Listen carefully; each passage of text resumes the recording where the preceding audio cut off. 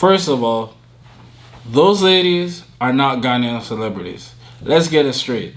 I think the year of return was trash. When is the Ghana national team gonna play? We don't live in mud huts. We're all not poor.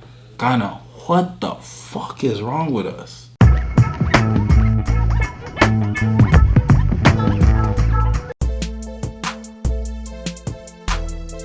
I said, you know what? Let me put something together on Facebook. I didn't think anything of it. And then when I seen that it started picking up steam, I was like, oh, I got something here. So I said, you know what? Let me continue to do what I need to do and let me develop it into something else over time. Like, I felt like there wasn't an avenue for Ghana football where you could actually go see highlights. You could actually see things where it's like scheduling. It was always a situation of, yo, when is the Ghana national team gonna play? When is the women's team gonna play? First things first, let me actually put it out there. The first team in Ghana to actually make the World Cup was the women, and it wasn't the men. The only reason why it seems like it's a big deal is because the men actually have more sponsorship behind them. In 2012, when I went to Ghana and I met a few guys on the Ghana national team, I think it was when I went to the Accra Sports Stadium, also known as Ohene-Dijan. And funny enough, the first person that I met on the Ghana national team was Sule Ali Muntari. Right now, I believe he's a free agent. The last time he actually played was in La Liga. Funny enough, people don't even realize that his wife is actually from Toronto, Mena Yedonko. So the funny thing is, I chopped it up with Sule Muntari. And the funny thing about it is, I was like, yo, Sule, can we take a picture? He's like, yeah, sure. I'll actually upload. As you see this conversation, you're probably gonna see his picture somewhere. Funny enough is when he went to go bend down, ironically, he was wearing a Toronto Raptors hat like I'm wearing right now. So I thought it was pretty cool. Another interaction I also had at the time was Ghana's former, I think he was, I wouldn't say necessarily journalist, but press officer. I forgot his name. It'll come to me. But yes, I met him, and then that's how me and Sule Muntari started having a conversation. Next thing that I also did was I met, at the time, I think he was the vice president, Fred Papau. We chopped it up at, I think it was Kumasi Airport. Chatted it up here and there, and that was about it. I think when you ask me about the future of the Ghana national team and the whole process, as in the GFA, the Ghana Football Association, I think their future is bright and it's going in the right direction. First things first is unfortunate situations happened, with the past football administration. But I liked how they literally cleaned house and started everything from scratch to the point where there's a new president who is actually a former journalist. And they have a brand new vice president all the way down to the administration. They've even got rid of all the coaches. And usually what they say is that if you want something fresh and you want a better approach, again, you need to clean house all the way down and up. So for me, what I believe for the future of Ghana football is, I believe they should bring back grassroots football in the name of cold football.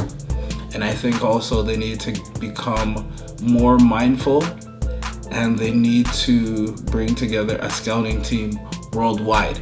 And I feel like it shouldn't be the new Black Stars coach, former Ghana national team player, CK Okono. He shouldn't be the one that's doing the rounds. I think there should be a team set in place, a team in North America, a team in Asia, a team in Europe, a team in Africa, and come together and collaborate. Honestly, I wouldn't even mind being on one of those teams, because the thing is, my love for Ghana football is endless. I'm somebody that just naturally scouts through my blogging.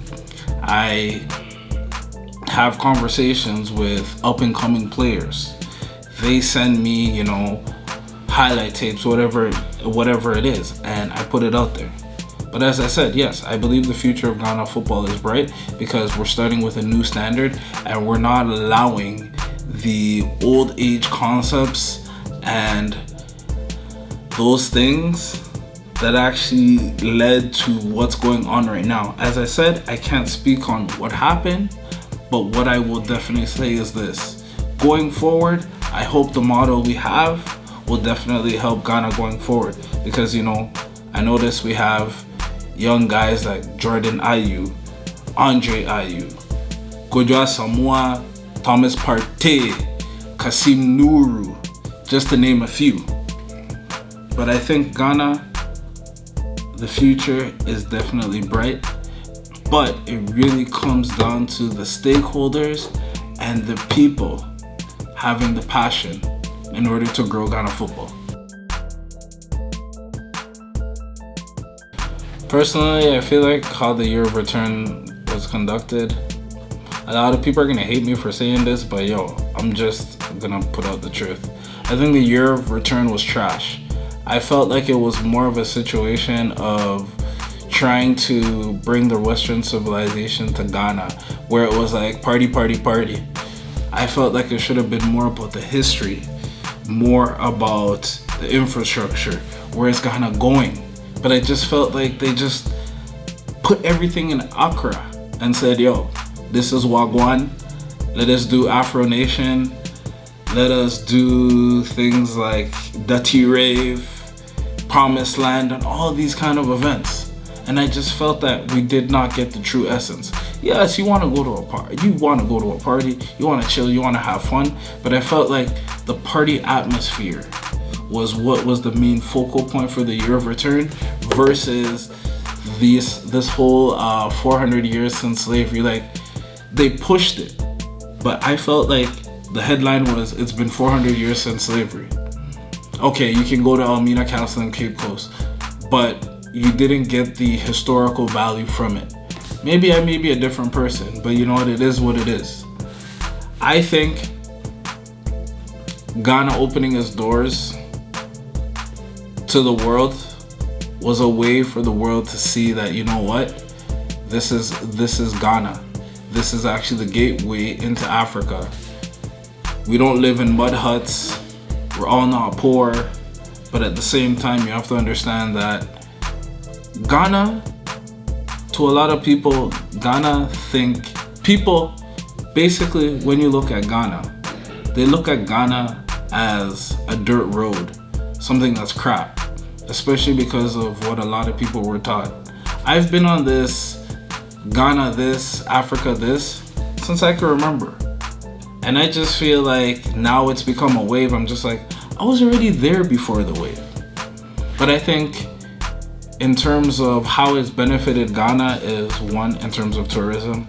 I hope the tourism industry takes this very seriously and they kind of put together something that they could actually use as advertisement, whatever it may be, video such and such. I think also another thing it has done is it's boosted the economy, but boosted the economy in terms of a lot of the vendors definitely got their due, but also I feel like it's gonna allow the people in Ghana to suffer because now everything has been raised because of the year of return, because of all the guests and all the fanfare, and especially the African Americans that came over.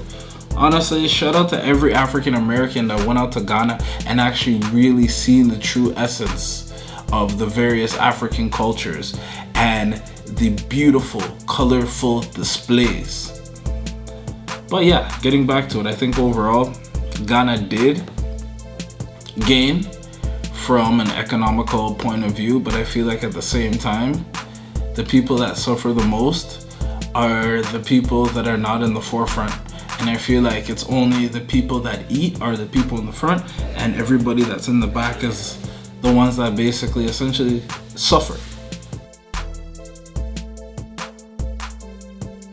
The year of return is not a one-off.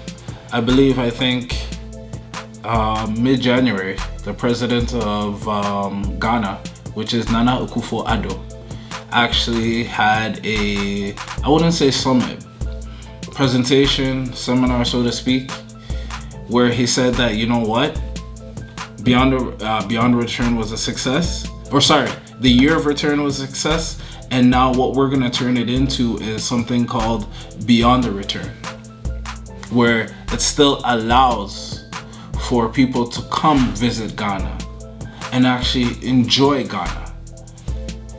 Going forward, I say how this helps is, I think it brings to the world that, you know what, Ghana is there.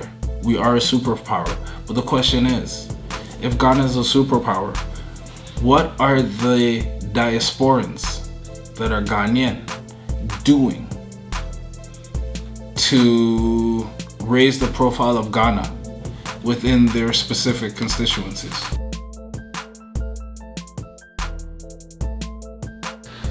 First of all, those ladies are not Ghanaian celebrities. Let's get it straight.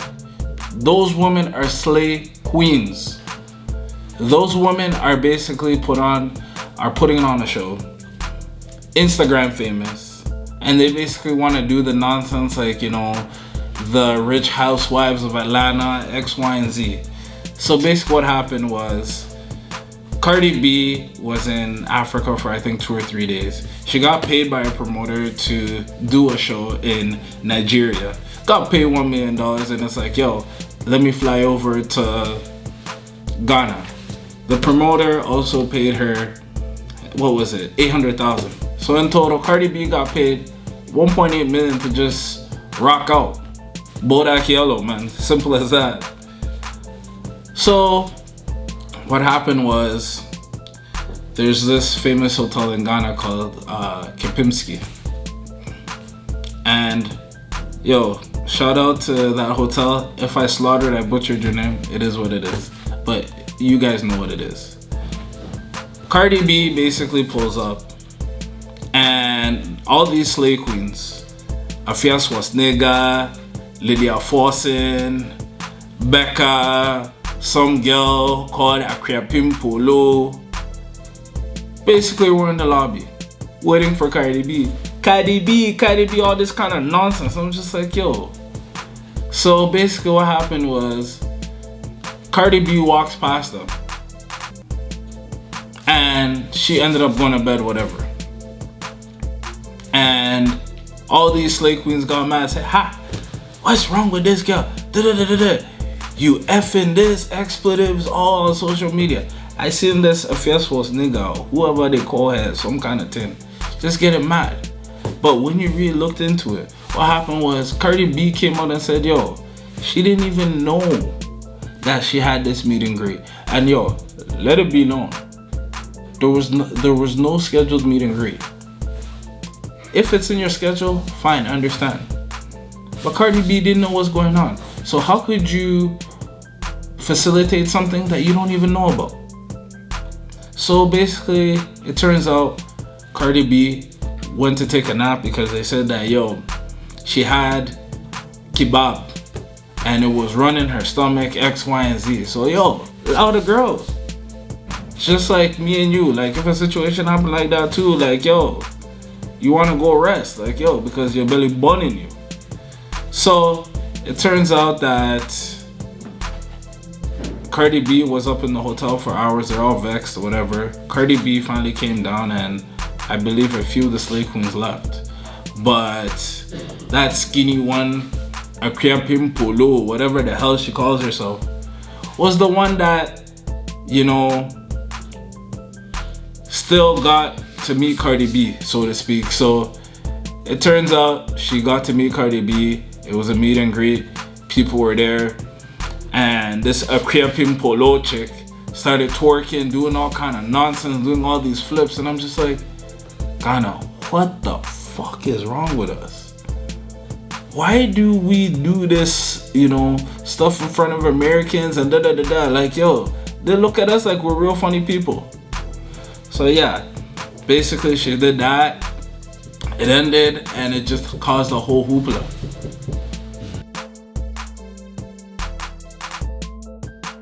I am Ghana's #1 blogger, Bomi D Mame. tuned in to T.and I.